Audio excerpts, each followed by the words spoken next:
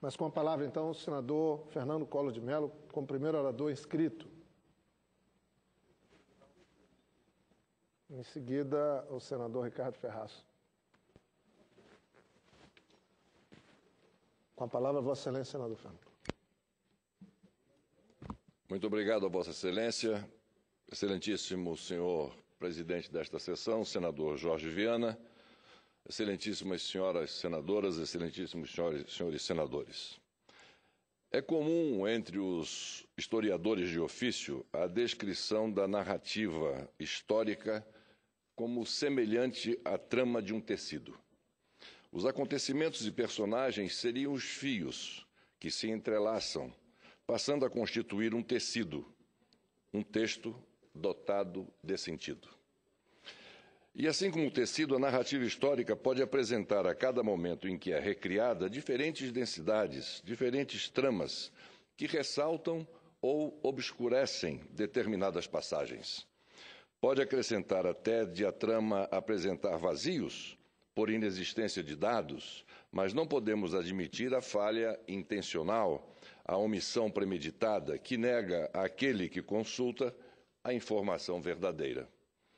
No Brasil, contudo, são frequentes como determinadas e insistentes lembranças, são determinadas e insistentes esquecimentos, que provocam em nosso tecido histórico notáveis esgarçamentos e falhas.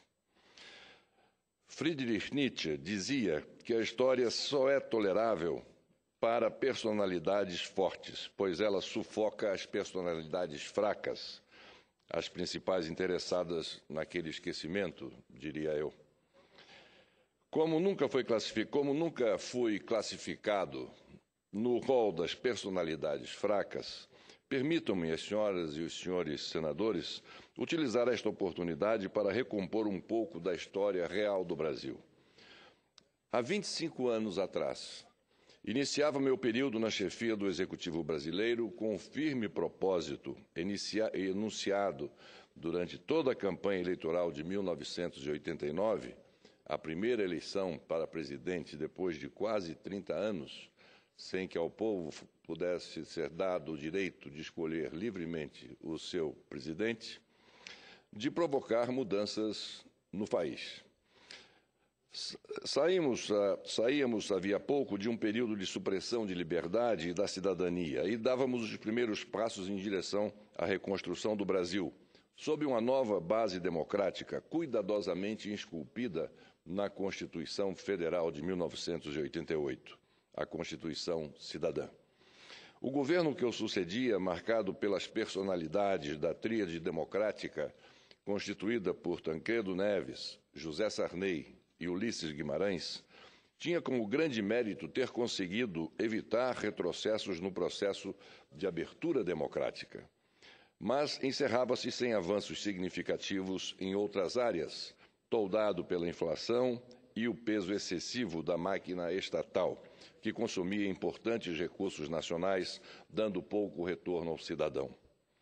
Focado principalmente na reconciliação nacional e na estabilidade política, o governo anterior não conseguira, porém, romper com estruturas estatais arcaicas, refletidas em velhas visões de mundo que podiam ser rastreadas com poucas inflexões, desde o período militar, passando retrospectivamente pela política de substituição de importações de meados do século e chegando até às referências no pensamento reformista do tenentismo da década de 20. Numa época em que já era visível uma aceleração da economia mundial, cada vez mais assentada em processos industriais de alta tecnologia, o Brasil mantinha-se em fogo, diríamos, baixo, impedindo a atração de capitais disponíveis fora do seu território, ao mesmo tempo em que isolava o seu mercado interno com medidas excessivamente protecionistas, dominado por obsoletas indústrias nacionais, que mantinham o brasileiro alheio às conquistas dos consumidores dos outros países. Para garantir a tranquilidade do sono letárgico, tínhamos um Estado paquidérmico, inchado por empresas estatais, paralisadas pela falta de capitais resultante da severa crise fiscal e sob pressão decorrente do endividamento externo.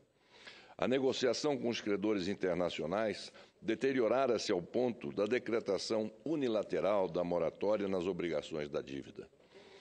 Para esse contexto, propus e trouxe o novo, uma nova visão do papel do Estado e da administração pública, um novo caminho para o crescimento econômico, uma nova proposta de inserção do Brasil no panorama internacional, ombro a ombro com as grandes nações ocidentais, novas formas de rapidamente alcançar resultados sociais significativos para a nossa população mais carente.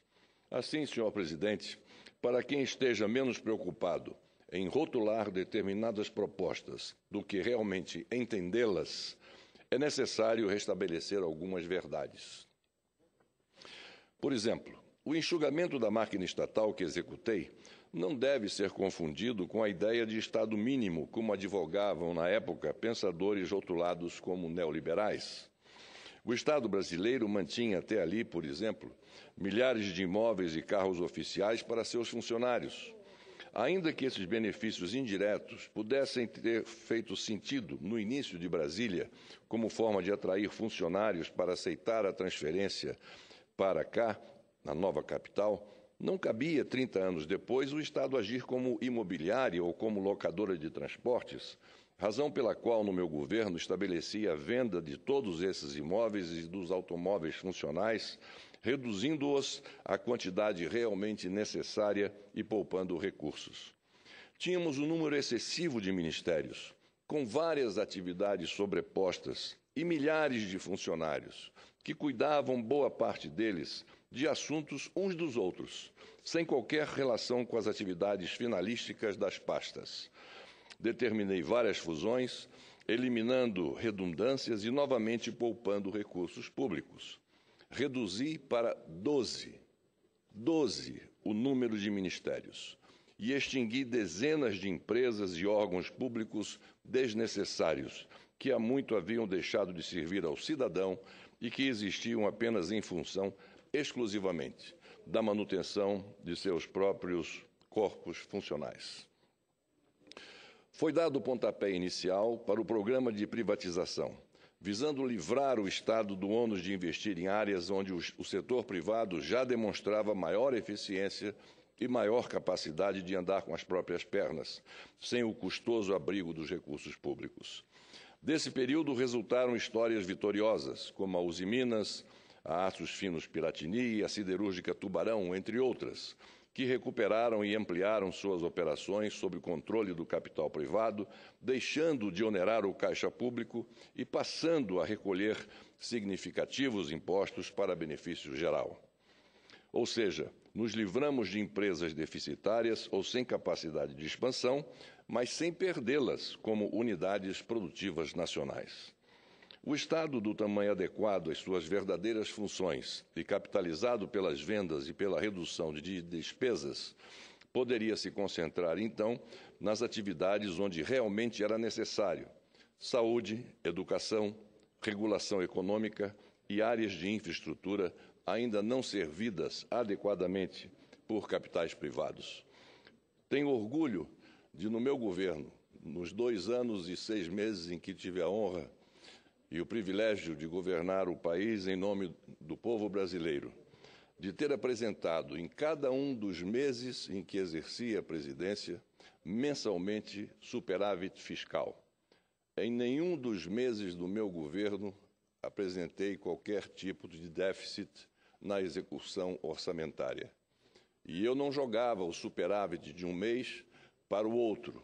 Encerrava o superávit naquele mês e não jogava ele para facilitar a execução orçamentária do mês seguinte. Determinamos profunda abertura no comércio exterior, eliminando restrições não tarifárias, como as famosas listas de importações proibidas ou as dos produtos sujeitos a cotas, além de criarmos uma gradual liberalização dos fluxos financeiros entre o Brasil e o exterior, permitindo aos novos caminhos do comércio internacional. Isso fez crescer nossas reservas líquidas em moeda estrangeira de 9,5 bilhões de dólares para 32 bilhões de dólares em 1993, mostrando o acerto da medida a ponto de servir de lastro para o futuro plano de estabilização econômica e de controle da inflação. Não descuidamos de incentivar as empresas nacionais. Incentivar, não esconder suas precariedades. Isso foi efetivado por meio da política industrial e de comércio exterior, lançada em julho de 90 e consolidada com o Programa Brasileiro de Qualidade e Produtividade, lançado em novembro daquele mesmo ano.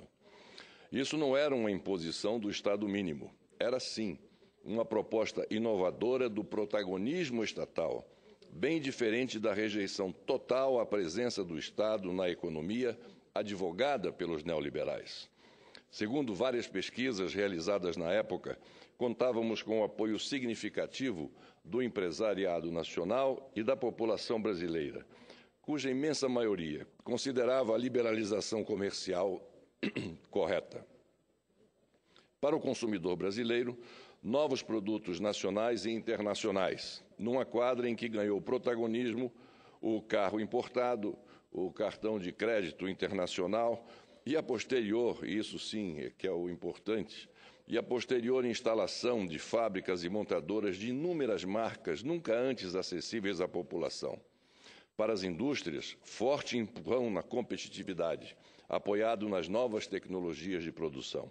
Tudo isso sem falar na quebra de monopólios e de reservas de mercado em setores primordiais ao desenvolvimento do país, como foi o caso do setor de informática, que permitiu, desde então, o avanço tecnológico hoje constatado não só nesse segmento, mas também no de telecomunicações em geral, incluindo a telefonia celular já naquela época e, mais recentemente, com o trabalho executado pelos governos que me sucederam, a TV digital. Na área internacional, diante das mudanças resultantes da queda do Muro de Berlim, enxergamos uma oportunidade de participar mais ativamente da nova ordem internacional que estava sendo gestada em substituição à bipolaridade típica do período da Guerra Fria.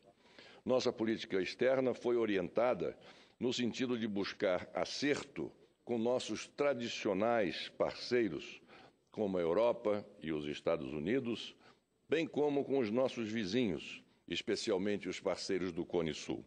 Para tanto, em 91, assinei o Tratado de Assunção, que instituiu o Mercosul e acelerou os prazos de integração acertados inicialmente no governo do presidente Sarney. Ao mesmo tempo, abrimos-nos para uma nova pauta internacional que se apresentava, trazendo temas como meio ambiente, direitos humanos e restrição ao arsenal atômico. Disso resultou a assinatura de uma série de tratados sobre o uso pacífico de energia nuclear pelo Brasil, em conjunto com a Argentina, deixando de lado quase um século de competição nessa área. Na questão do meio ambiente, o Brasil foi sede, em junho de 92, da Conferência das Nações Unidas sobre o Meio Ambiente e Desenvolvimento, a Rio 92, de onde derivou um autêntico paradigma para o setor, com um novo quadro jurídico para a cooperação internacional na área, colocando o Brasil reconhecidamente na vanguarda. Na época, enfrentamos também uma dura negociação com os credores externos, cuja moratória já estava colocada. Foi necessária uma reaproximação em relação tanto aos órgãos financeiros ou financiadores multilaterais, como o FMI e o Clube de Paris, quanto aos credores privados, o que permitiu, finalmente, que a negociação fosse concluída. Um dos acertos que se fizeram necessários foi a proposta de criação do Código de Propriedade Industrial, que enviamos ao Congresso ainda em 1991, permitindo a suspensão das sanções comerciais que os Estados Unidos mantinham contra o Brasil, por desrespeitar sistematicamente as patentes industriais em geral. Participamos da elaboração e da sanção de vários importantes documentos legais que ainda hoje são referências para o país, embora alguns já necessitem de acertos e adaptações. Na área administrativa, participamos ativamente na aprovação e sanção do regime jurídico único dos servidores públicos federais, a Lei nº 8.112, de 1990, da Lei de Improbidade Administrativa, Lei 8.429, de 92, da Lei Orgânica do Tribunal de Contas da União, Lei número 8.443, de 92, e, da mesma forma, participamos ativamente com o Congresso Nacional na tramitação da nova Lei das Licitações, a Lei 8666, aprovada finalmente em 1993. Na área de regulação, foi responsável pela primeira versão da política antitruste, por meio de algumas medidas provisórias que deram origem à Lei 8.158, de 1991, que instituiu normas de defesa da concorrência. Com isso, reforçamos o papel do Conselho Administrativo de Defesa Econômica, o CAD, em busca da agilização de sua atuação, além de sancionar o Código de Defesa do Consumidor, Lei número 8.078, de 1990, que até hoje constitui, com os aperfeiçoamentos que foram introduzidos na comissão presidida por Sua Excelência o senador Ricardo Ferraço, um modelo normativo de referência internacional, além de ter reformulado o SEBRAE para melhor atender as micro e pequenas empresas. Também é de meu governo a sanção da Lei dos Crimes Hediondos, Lei 8.072, de 1990, do Estatuto da Criança e do Adolescente, Lei 8.069, de 1990, além de vários diplomas relacionados com os trabalhadores, como foi o caso da criação do seguro-desemprego para os pescadores na época do Defeso, das alterações na regulamentação do Fundo de Amparo ao Trabalhador, o FAT, e do aumento do benefício para os aposentados rurais, um dos setores mais esquecidos do povo brasileiro. Também foi no meu governo que as grandes centrais como a CUT, Central Única dos Trabalhadores, e sindicatos como o dos metalúrgicos de São Bernardo, passaram a participar ativamente das câmaras setoriais instituídas pelo Programa de Política Industrial e Comércio Exterior. Essas instâncias definiam políticas para a reestruturação dos vários setores industriais, visando sua recuperação e aumento de competitividade, e mostraram, mais uma vez, o acerto da criação daqueles novos espaços de entendimento entre capital e trabalho.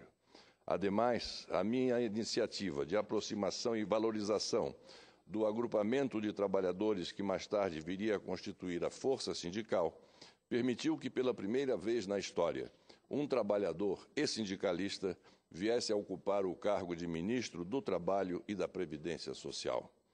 Senhor Presidente, senhoras e senhores senadores, se desacertos tive, talvez tenha sido no relacionamento com este Congresso Nacional, embora tenha sempre recusado participar de aventuras intervencionistas contra a instituição, mesmo na época em que aqui tramitou o processo de impeachment, um julgamento meramente político, baseado no pressuposto do cometimento de crimes contra a administração pública ou de responsabilidade. Do lado jurídico, porém, o Supremo Tribunal Federal, no ano passado, se encarregou de dirimir, pela segunda vez, qualquer dúvida que restasse, me inocentando, de uma vez por todas, de todos os processos abertos contra mim. Jamais temi o julgamento dos tribunais ou da própria história, por ter certeza da retidão de minha trajetória. Hoje, amadurecido nesses 25 anos de combate, apresento várias realizações de apenas 2 anos e meio de meu governo, tocando em temas que atualmente permanecem caros ao cidadão brasileiro, recolocando propostas e análises que ainda fazem sentido, não para reivindicar simplesmente a autoria, mas para adensar o tecido da narrativa histórica do período. Preocupa-me saber que alguns desses temas retornam à pauta política nacional, tendo avançado muito pouco nesse quarto de século, mas me recuso a dar razão ao escritor Aldous Huxley, que, num momento de pessimismo, decretou que talvez a maior lição da história seja que ninguém aprendeu as lições da história. Prefiro acreditar que faltava informação, sem me deter muito em buscar culpados pelos esquecimentos que excluem dos registros ou minimizam as conquistas do meu período presidencial. E mesmo com todas as realizações que alcancei ao longo de minha trajetória política, sinto que ainda posso fazer muito pela cidadania, pelo povo alagoano, que represento nesta Casa de Leis, e pelo povo brasileiro, aqui e onde mais for conduzido pela vontade popular. Senhor presidente, senhoras e senhores senadores, novos obstáculos se impõem em meu caminho. Novos obstáculos, tenho todos certeza, que haverei de superar. Minha luta, como todos sabem, é uma luta solitária, mas continua às claras, como tenho demonstrado aqui mesmo desta tribuna, ao revelar sistematicamente a verdadeira face daqueles que tentam, mais uma vez, denegrir minha imagem, atingir minha honra e me impedir de desnudar e romper com os interesses mais escusos e inalcançáveis ao simples olhar da maioria da população. Novamente se faz presente de forma nítida o conluio entre os setores do Ministério Público e este pasquim semanal, a revista Veja. Desde a época do prevaricador-geral da República, Roberto Gurgel, tenho denunciado o modus operandi que prevalece nessa relação promíscua entre a Procuradoria-Geral e grande parte dos meios. Relação esta continuada sob o comando do atual Procurador-Geral, Rodrigo Janot, concebida nos subterrâneos de suas algemas, além daqueles 2 toletes envidraçados onde se entoca o seu grupelho. De outro lado, a revista Veja mantém-se com suas páginas pútridas, pungueando seus leitores e com sua pretensa credibilidade, já de baixíssima densidade. No fundo, eles, Procurador-Geral e Veja, se merecem, pois eles se completam e se misturam no que há de pior e mais profano da vida política e privada. Por isso, senhor presidente, queiram ou não, ninguém me impedirá de cumprir minha missão pública e institucional. As dificuldades que se apresentam em minha trajetória jamais arrefecerão a minha determinação. Enquanto alguns insistem em narrar ou mesmo impor a história a seu modo, eu, daqui, continuarei fazendo e traduzindo a sua verdadeira narrativa. Por isso, volto a repetir que o tempo é e sempre será o senhor da razão e que a história, como sempre foi, é o corpo do tempo. Era o que tinha a dizer, agradecendo a Vossa Excelência, senhor presidente Jorge Viana, pela concessão desse tempo extra para o meu pronunciamento. Muito obrigado.